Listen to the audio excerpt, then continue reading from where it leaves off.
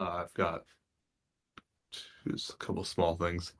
I won't double dip on that join modal thing. But here I've got the just an FYI that we've now released the content validator as beta. So it's here in the left bar, and you click on it and cleaned up a few of the styles too. I did something and then Jared did more. So it's just a little cleaner looking. But mostly it's there, it's clickable, so you can get to it. And then the other one is normal workbook page. It's just the workbook, but it's on Clickhouse. Yay. Clickhouse is different than some other SQL dialects, and therefore took somewhat more work to implement. So like even this simple query, you see like there's some things that are different, like the time zone is baked into SQL. It's got this to start of hour thing. Anyway, but it passes. It's essentially fully functional. There are a couple tests I skipped with subtotals, so like maybe one or two things with subtotals are sketchy. Otherwise it's pretty should just work.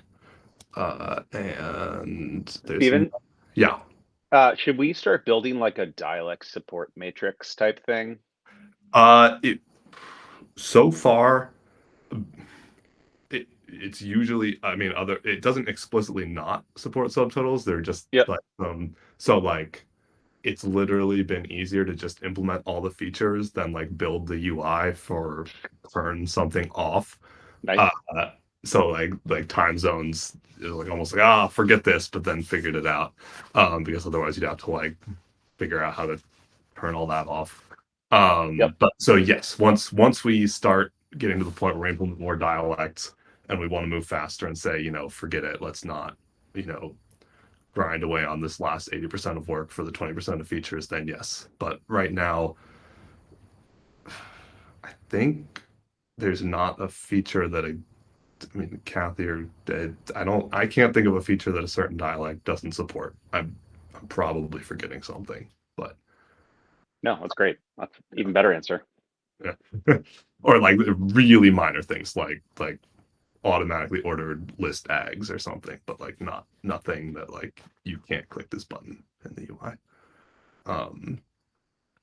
Oh, and then just one of the last down ClickHouse. Just it's got a very standard connection setup. At least there's nothing special interesting here. It's just host port. It's only got databases. It doesn't have schemas. So yeah, default schema is actually default database, but that's it. That's all there is to ClickHouse.